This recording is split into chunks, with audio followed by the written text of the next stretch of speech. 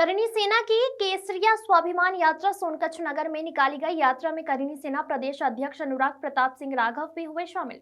श्री राजपूत करणी सेना के जिलाध्यक्ष प्रीतम सिंह राजपूत के नेतृत्व में सोनकच्छ नगर में आज रविवार को दोपहर 2 बजे करणी सैनिकों के साथ एक केसरिया स्वाभिमान यात्रा निकाली गई। यात्रा में स्थानीय बस स्टैंड से प्रारंभ हुई। यात्रा में करणी सेना के बड़ी संख्या में कार्यकर्ता और हिंदूवादी लोग और करणी सेना प्रदेश अध्यक्ष अनुराग प्रताप सिंह राघव भी हुए शामिल।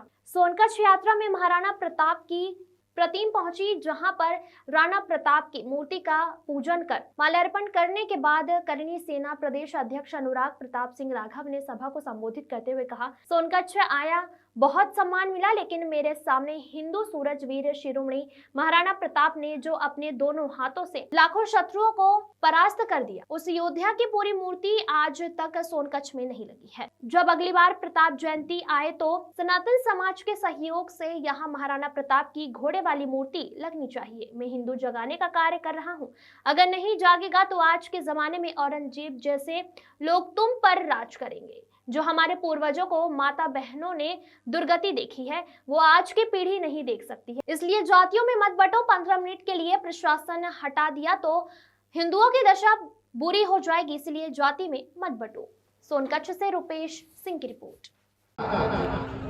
के जो संस्थापक है माननीय लोकेश सिंह कालवी साहब, वो स्पष्ट रूप से कहते थे कि इस देश को अगर कोई संपूर्ण हिंदू राष्ट्र घोषित कराने में अपनी महत्वपूर्ण भूमिका निभाएगा कोई समाज, तो वो राजपूत समाज निभा सकता है।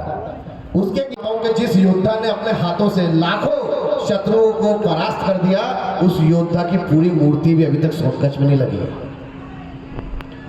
मैं चाहता हूं कि अगले वर्ष जब भी महाराणा प्रताप की जयंती हो तो सर्व समाज मिलकर यहां एक प्रण ले कि इसी चौराहे पर घोड़े वाली मूर्ति महाराणा प्रताप जी की लगनी चाहिए।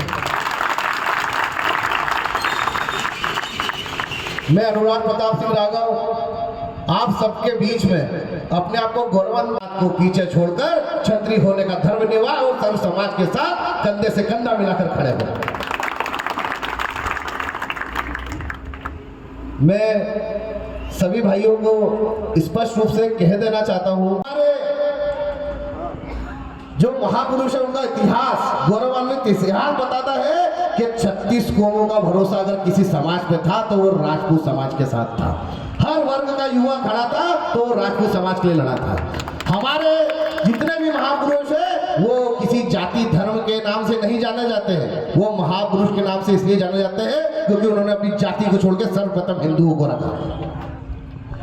एक हिंदू होने पर, क्योंकि हम सब केवल हिंदू ना होकर अलग अलग जातियों में बच गए, अलग अलग जातियों में हम जो बढ़ गए हैं, आप विश्वास मानिए जो लोग इस कार्यक्रम में शुरू से उपस्थित हुए उनका बीच में जाना एक बहुत बड़े चिंतन का विषय होगा। अपन बोल रहे हैं कि हिंदू जागो।